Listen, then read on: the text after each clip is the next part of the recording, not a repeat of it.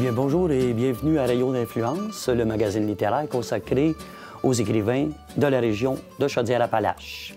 Encore une fois, on a deux invités et comme à chaque semaine, on essaie d'avoir un genre de thématique, si on veut. Et aujourd'hui, on pourrait dire que c'est la jeunesse. Il y a plusieurs points communs d'ailleurs qui unissent mes invités. Eux-mêmes sont jeunes. Dans leurs livres, les personnages sont soit des enfants, des adolescents. C'est pas toujours drôle. Il y a de la révolte, il y a de la famille qui comprend pas. Il y a, pour un, la noirceur, la difficulté d'être. Pour l'autre, je dirais que l'humour sert de tampon. Et justement, pour parler de ce livre, j'ai avec moi Julie Deslauriers. Julie vient de Saint-Julien, dans la région des Appalaches, et elle est ici pour un livre qui s'intitule « Il fera jour très longtemps » aux éditions Sémaphore. Bonjour Julie, bienvenue sur le plateau de Rayon d'influence. Bonjour. Julie, au départ, j'aimerais ça que vous-même me parliez un petit peu de votre livre, de qui est Fleur. Oui. C'est un peu difficile à définir, dire qui est Fleur exactement. C'est un peu un mélange des jeunes avec qui j'ai travaillé, de moi-même.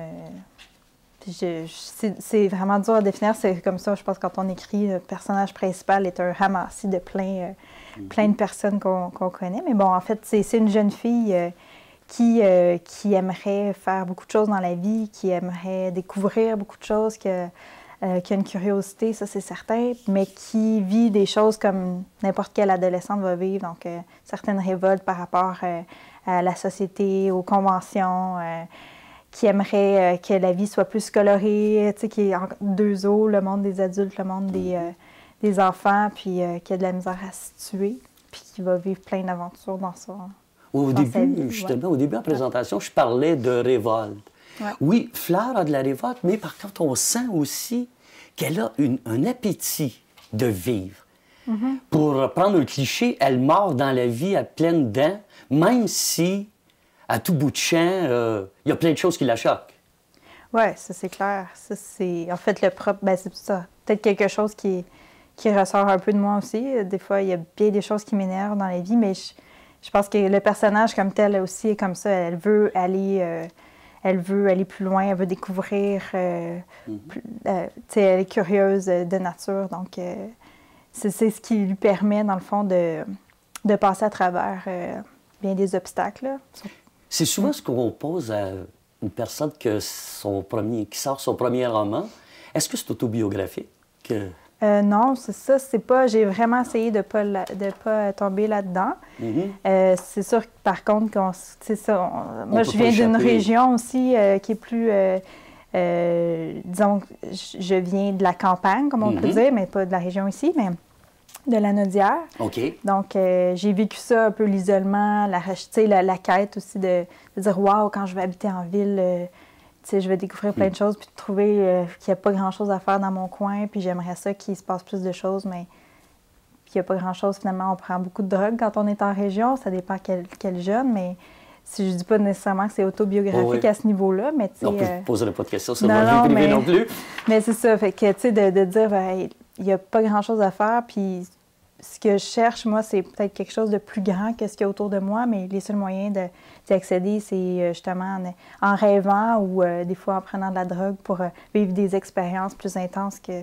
Comme le fait Fleur. Oui, c'est ça. Fleur le fait. Et on sent pareil, justement, un certain désœuvrement chez ces jeunes-là, en même temps, un besoin, ce besoin de vivre. Ils n'ont pas le goût d'en finir aux autres.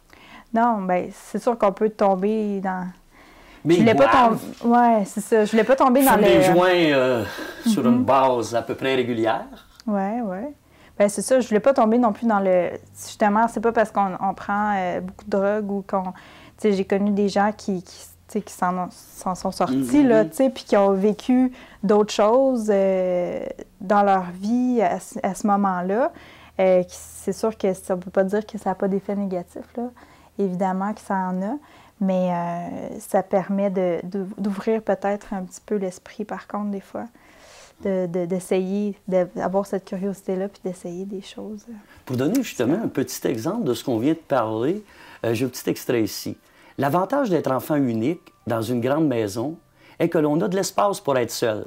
Moi, j'ai aménagé le sous-sol pour qu'il soit mon royaume. C'est ici que Fred et moi faisons l'amour en secret. On a l'habitude de s'aimer en silence, en faisant jouer les vieux vinyles de mon père. Je crois que j'aime Fred plus que tout au monde, mais j'essaie de ne pas le lui démontrer. Ça, pour moi, je trouve que ça résume bien ce personnage-là. Cette complicité avec son chum, mais en même temps, le non-dit. Parce que Fleur écrit. Fleur écrit beaucoup, écrit de la poésie. Et est-ce que c'est propre, selon vous, aux adolescents, ça, de cette pudeur qu'on sent, même si elle est fonceuse? Par rapport, vous voulez dire... Il y a plein de choses, autant avec les parents, autant avec son chum, qu'elle ne dit pas, qu'elle raconte, parce que c'est écrit, il faut le dire, sous forme de journal personnel, mais qu'elle ne le dit pas. Les adolescents, vous avez rencontré, parce que vous dites, vous avez travaillé avec des adolescents? Oui, bien, adolescents, jeunes adultes. OK. C'est pendant 10 ans, en fait. De 20, moi-même, j'étais une jeune adulte. De 20 à 30 ans, là, j'ai travaillé avec... Donc, je pourrais dire que, évidemment, c'est sûr que le domaine des émotions, je veux dire, quand on est jeune, on ne sait pas trop ce qu'on ressent, est-ce que c'est bien, est-ce que c'est mal. Le journal peut être une façon vraiment extraordinaire de pouvoir se relire aussi, et de pouvoir sortir là, ce qu'il y a à l'intérieur de nous, nos pensées, nos émotions, nos sentiments. Donc, propre aux jeunes, je ne sais pas, il y a sûrement encore beaucoup de jeunes qui font ça. Je veux dire, à mon époque, on était une couple de filles de mon âge, on faisait ça, c'est sûr. Mais ça peut être un outil, je pense. L'écriture comme telle, de toute façon, c'est une histoire, c'est une façon de sortir des choses qui peuvent rester stagnées, là. Si on ne les sort pas, bien, c'est un moyen aussi de créer quelque chose qui peut être super, je veux dire, plus de forme artistique, là. Mais aussi, ça peut être... non, je vous pose la question, c'est parce que, en tout cas, moi, j'ai senti que, ou du moins, j'ai interprété que sans l'écriture, peut-être que Fleur s'en sortirait pas. Parce qu'on dirait qu'à toutes les fois que ça commence à aller bien, il y arrive un coup dur. Il arrive toujours de quoi? Il y a des embûches. Puis, ces embûches-là viennent du monde adulte. Oui.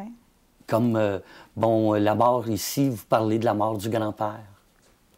Où là aussi, elle se sent frustrée. Elle dit « Je n'ai jamais assisté à des funérailles. La salle de la coop funéraire Saint-Rémy empestait la boulamite. Il y avait au mur des paysages d'automne et des maximes sans doute destinées à donner du sens à la sensation que laisse le deuil. J'ai trouvé particulièrement déplaisante cette pensée écrite par Marc Aurèle, un empereur romain. La perte de la vie n'est pas autre chose qu'une transformation. » Et encore là, ça la révolte. Pourtant, je trouvais que c'était quand même une belle phrase. Bien, c'est l'évolution aussi à travers le récit, c'est que aussi elle se rend compte que c'est une phrase que j'ai placée au début parce que justement, au fil de ses aventures, elle va se rendre compte que oui, la vie, c'est le changement, puis il faut s'adapter au changement malgré que ce soit difficile, de perdre des gens autour de nous, de perdre notre jeunesse, même notre enfance pour elle, dans son cas. Puis c'est ça, puis de perdre son chum, de perdre... Mais on gagne aussi, on se transforme, donc c'est un peu l'introduction, c'est pour ça que ça parce qu'il y a une balance entre l'enfance et l'adolescence. On sent. À certains passages, on dirait une toute petite fille qui parle, une petite fille de 7-8 ans, puis à d'autres, là, on voit l'adolescente révoltée. C'était voulu, ça? De travailler avec 2 tons d'écriture? Ben oui, en fait, c'est ça. Je pense que... Ou à moi, c'était pas pantoute ça, que c'est moi qui ai vu ça, là? Ben, je crois que oui, parce que, tu sais, le côté naïf, le côté aussi qui cherche à avoir l'approbation des adultes, puis à entrer dans le monde des adultes, tu sais, c'est ça. C'est ça aussi, l'adolescence. Parce qu'elle sait que ça la guette, là. Oui, bien, déjà dedans, je pense qu'à 16 ans, sauf que... oui, avec les expériences qu'elle vit, elle vit des expériences d'adulte. Oui, déjà, dans le pied, elle s'en va vers ça, c'est sûr, mais il y a toujours ce petit côté-là de... En fait, la recherche, la magie, tu sais, quand on est jeune, de pouvoir dire... hey, la nature, c'est beau, il y a plein de choses dans ma vie que je vais découvrir. Mais là, tu te rends compte peu à peu, quand on vieillit, qu'il y a plein de contraintes, il y a plein de choses plates, puis qu'il faut que je vive avec ça. C'est ça aussi. Est-ce qu'il y a d'autres choses en chantier chez vous? Des idées, là, ouais, puis quelques débuts, là, des ébauches, mais pas encore... Toujours dans le roman ou dans la fiction, je veux dire? Oui, toujours dans la fiction. Ouais. Rien pour l'instant qu'on peut peut pas parler. Dévoiler. OK. Ce qui s'en vient. Bien, je vous remercie beaucoup. Merci. On va en conclure avec notre questionnaire de Proust. Oui. Ma vertu préférée? L'honnêteté. La qualité que je préfère chez les hommes? Leur sens de l'humour. La qualité que je préfère chez les femmes? La tendresse, le respect de la vie. Mon principal défaut? Oh, mon Dieu, ça c'est dur, hein? J'en ai beaucoup. Je m'éparpille, j'aimerais faire tout justement dans la vie. J'aimerais faire plein de choses, trop de choses. Ma principale qualité? Après, j'aime pas ça, ces questionnaires-là. Je trouve ça angoissant. Vous n'êtes pas la seule. Ma principale qualité, je pense que je suis une personne créative. Votre mot préféré? Mon mot préféré, amour. Le mot que vous détestez le plus? Répression. À part vous-même, qui auriez-vous aimé être? À part moi-même, qui... Mon Dieu, j'aurais aimé être... c'est des questions trop difficiles. Plein de gens, en fait, mais on pourrait dire une personne que j'admire beaucoup. Oui. Personne que j'admire beaucoup, il y en a plein. Ou votre auteur préféré, tiens? Oui, c'est ça. Excusez-moi, parce que là, je peux me mettre à penser à ça longtemps. Mon auteur préféré, Régent Ducharme, je l'aime beaucoup. Je peux pas dire que j'aurais aimé être Régent Ducharme nécessairement, mais on peut dire ça, oui. Avoir autant de créativité, l'imaginaire, de force, puis la force des mots. Oui, des mots comme ça, oui. Votre devise, si vous en avez? J'essaie de voir les choses un jour à la fois le plus possible. Bien, merci beaucoup, Julie. Ouais. Nous allons rejoindre Sophie Lécuyer de la librairie L'Écuyer pour son choix de lecture cette semaine.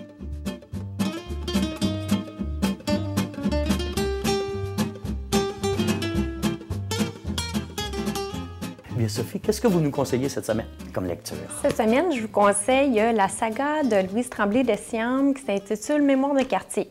Il y a présentement 4 tomes qui sont sortis et le 5e est dû au printemps qui s'appellera Adrien. Le premier tome s'appelle Laura. C'est une petite fille de 11 ans qui raconte sa vie avec sa meilleure amie, Francine Guerrier. Puis, avec en parallèle toute la famille, la belle-mère, la grand-mère, le beau-père, le mononcle. Puis à chaque tome, il y a un personnage. Le premier, c'est Laura. Le deuxième, c'est Antoine, le petit frère.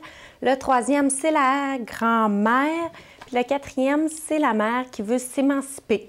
Tout se passe dans les années 40 et 50, dans le temps où les jeunes filles veulent commencer à se scolariser, mais que c'est pas bien vu encore dans la société.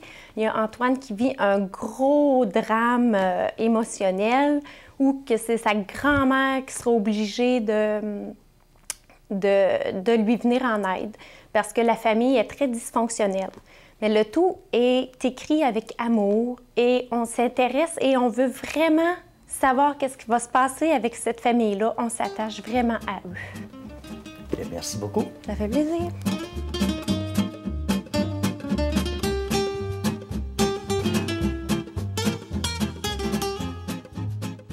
Mon deuxième invité nous vient de la Beauce. Il s'appelle Alain Lessard. 2 ouvrages, il est ici pour nous parler de 2 ouvrages qu'il a publiés aux éditions du Mécène. Le premier, À tous ceux qui ont su si bien me laisser mourir, et le second, Tais-toi, petite poupée. 2 livres que je qualifierais de noirs. D'ailleurs, on va en parler avec l'auteur tantôt. 2 livres qui traitent aussi d'adolescence et d'enfance pour Tais-toi, petite poupée. Mais d'abord, le premier, À tous ceux qui ont si bien su me laisser mourir. Juste le titre, je crois, donne une certaine idée ce que c'est. Bonjour Alain, bienvenue ici. Bonjour. Est-ce que je me trompe quand je dis que c'est vraiment noir, ce que vous avez écrit? Oui, mes 2 premiers romans sont excessivement sombres, assez difficiles à lire, bouleversants, troublants. Mais c'est le style que je privilégie, c'est mon style d'écriture, c'est mon exutoire aussi en même temps pour mes propres petits moments de noirceur, de solitude. Parce que dans le premier, on traite de suicide. Oui. Bon, au moment où on enregistre, on sait que l'émission est enregistrée, on est en pleine semaine de prévention du suicide. Puis je pense que vous aviez déjà des connexions avec le mouvement de prévention. Oui, je remets une partie des profits de mon premier roman au Centre d'écoute et prévention du suicide à Saint-Georges. Mm-hmm. C'est une cause qui me tient évidemment à cœur. J'ai perdu mon meilleur ami dans le suicide, moi, il y a plusieurs années. Donc, c'est aussi un peu ce qui a fait germer l'idée de ce roman-là. J'avais besoin de laisser sortir qu'est-ce qui me hantait par rapport à cette amitié perdue là, par le suicide. Justement, je vais lire un petit extrait de la 4e de couverture. Alexandre a 17 ans et il veut s'enlever la vie. Assis au pied d'un arbre, la corde qui va le pendre juste au-dessus de sa tête, il écrit tout ce qu'il a sur le cœur.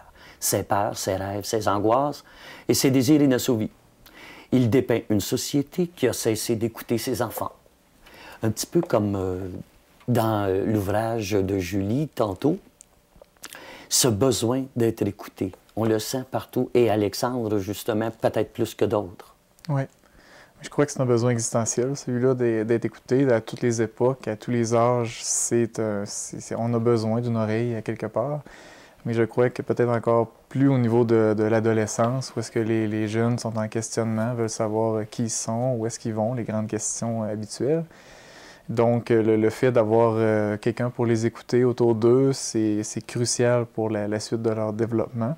Donc, c'est quelque chose qui manque à Alexandre, de l'écoute de son père, de sa mère, tout ça. Puis, puisque ça lui manque, ben là, les questions restent souvent sans réponse. Il essaie de trouver ses propres solutions.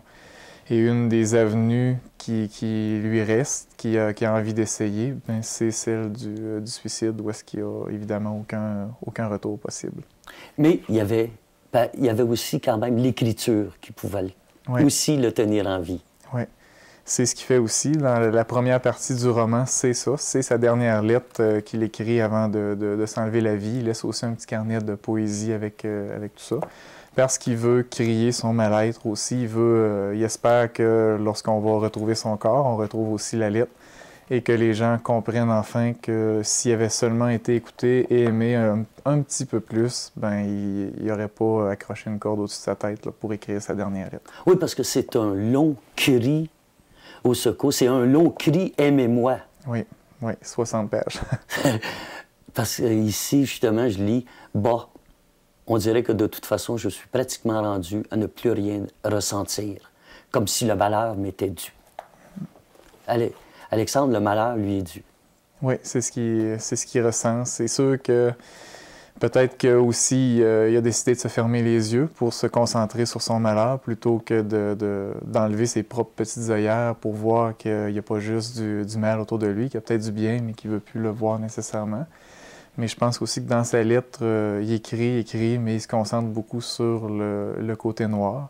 Tandis que lorsqu'on va tomber dans la deuxième partie du roman, il y a un paquet de personnages qui vont se greffer à l'histoire et qui vont tenter de lui faire voir qu'il n'y a pas juste les teintes grises, noires et blanches, qu'il y a aussi des couleurs qui peuvent se greffer à cette solitude-là. Vous me disiez tantôt qu'il y a une partie des profits qui était versée aux prévention suicide à Saint-Georges. Ouais. Est-ce que vous avez rencontré de ces jeunes qui pourraient avoir fait des tentatives de suicide ou choses comme ça, ou qui sont désespérés? Est-ce qu'ils ont lu votre livre? Oui, bien, j'ai travaillé à la Croisée des Chemins à Saint-Georges, un organisme qui vient en aide aux gens aux prises avec des dépendances, toxicomanie, jeux, tout ça. Et évidemment que le suicide les côtoie tous les jours quand ils ont tout perdu, ou plutôt quand ils n'ont rien à perdre, les idées noires viennent. Et oui, j'ai côtoyé certaines personnes, adultes, enfants, hommes, femmes, qui avaient plus le goût de vivre. Puis quelques-uns ont lu mon roman. Et c'était reçu comment? C'est très, très, très bien reçu par ces gens-là. J'ai en tête une jeune adolescente de 15 ans de Québec qui m'a écrit un courriel et qui, elle, a lu par son grand-père, son grand-père était membre d'une bibliothèque municipale à Québec et qui avait tombé par hasard sur mon roman, qui s'était dit peut-être que ça pourrait être intéressant pour sa petite fille. Puis sa petite fille l'a lu. Elle m'a écrit un grand courriel. Donc, j'ai agi un petit peu en tel jeune via la messagerie électronique. Puis elle a lu mon livre, puis elle s'est sentie comprise, elle s'est sentie interpellée, elle s'est rendue compte qu'elle était peut-être pas toute seule à vivre ces moments de tristesse-là. Et donc, elle m'a écrit, elle m'a remercié, puis elle m'a demandé quelques petits conseils aussi au travers de ça. Puis finalement, on s'est rencontrés une fois. On a discuté, puis là, elle est rendue elle est finissante. Là, elle vient d'acheter sa robe de bal, c'est-à-dire, puis ça semble aller mieux. Là. Mais je l'ai référé vers quelques ressources. Puis oui, je pense que les gens qui sont aux prises avec des idées noires comme ça, même si le roman est sombre aussi, les gens se sentent interpellés, se sentent compris. Mais est-ce que ça n'a pas été un questionnement un peu chez vous quand vous avez écrit cette histoire-là? Comment les jeunes qui vivent des situations qui pourraient s'apparenter à celles d'Alexandre, comment ils vont le recevoir? Est-ce que vous n'êtes pas demandé, est-ce que je risque pas de faire l'effet contraire de ce que je voudrais? Je me suis posé la question, mais je me suis dit en même temps, je me suis référé peut-être un peu à mes propres petites expériences personnelles ou avec les gens que j'ai côtoyés. Et oui, évidemment, ça pourrait avoir l'effet contraire, mais je pense qu'un coup que les gens ont passé les 60 premières pages, là, le ton change. Là, les gens se rendent compte qu'il y a peut-être d'autres solutions, d'autres avenues envisageables. Et le Centre de prévention du suicide ont lu mon roman aussi avant. Et c'est ce qui avait peur, justement, que ça attire les gens vers ce côté, vers le suicide, finalement. Puis non, quand ils l'ont lu, ils ont dit oui, c'est très noir, mais on sent aussi que le personnage, à quelques endroits, veut s'en sortir, veut aller vers la lumière.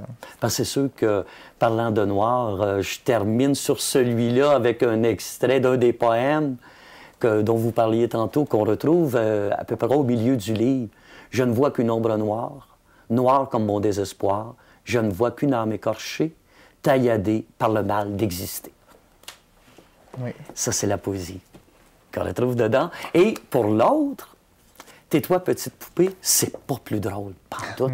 Même, je pense que c'est pire. Oui, le deuxième est pire que le premier. Beaucoup plus, un peu moins revendicateur, un peu moins de besoin de provoquer, mais beaucoup plus tordu comme roman. Parce qu'une petite fille, au départ, bon, on va la voir évoluer jusqu'à femme, etc. Mais on n'ira pas dans les détails, puis pas trop en dévoiler. Non. Mais c'est sûr que le ton est différent parce que c'est le ton d'une enfant. C'est une enfant qui parle. Oui. Pourquoi vous avez choisi une petite fille? Ça a venu comment, ça, cette idée-là de prendre une fillette? C'est que mes deux romans sont interreliés. Okay. Et la petite Sarah est dans mon premier roman. Elle est très, très, très secondaire. Elle apparaît 4 ou 5 pages dans mon premier roman.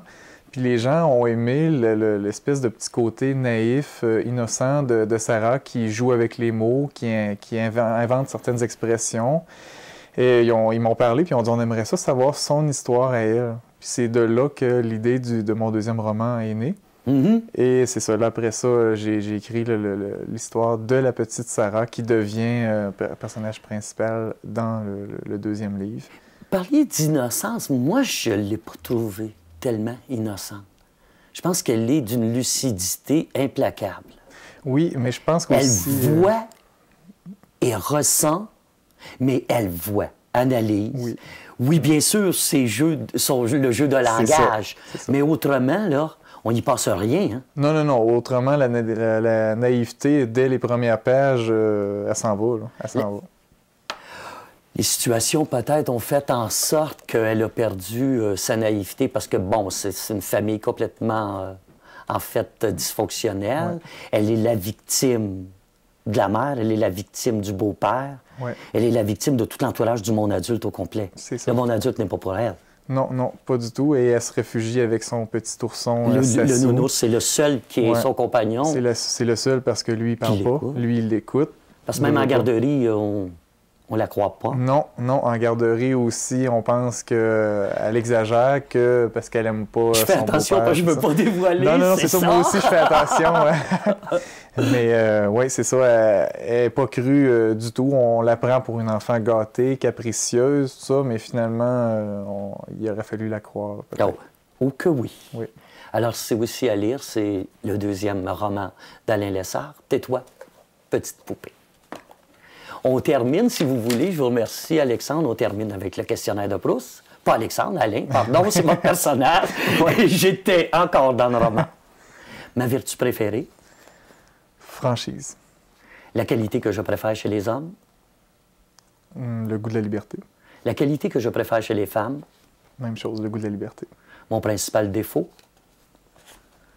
Ouf, qui peut aussi être une qualité, je crois. J'aime pas tellement le côté défaut-qualité. Un peut être l'autre pour dépendamment des situations. Je pense que l'hypersensibilité qui peut être un défaut dans certaines situations, mais qui peut aussi devenir une grande qualité. Alors, votre principale qualité? Je vais y aller peut-être avec, oui, la fameuse hypersensibilité, mais aussi peut-être le goût de toujours me dépasser, de foncer, d'atteindre mes objectifs, mes rêves, mes passions. Votre mot préféré? Mon mot préféré? Oui. Imaginaire. Le mot que vous détestez le plus? Le mot que je déteste le plus? Excellente question. J'irais avec violence. Violence. Votre devise? La liberté des autres commence là où la nôtre se termine. Eh bien, là-dessus, je vous remercie beaucoup et je vous remercie aussi d'avoir été avec nous pour Rayon d'influence. Bonne soirée.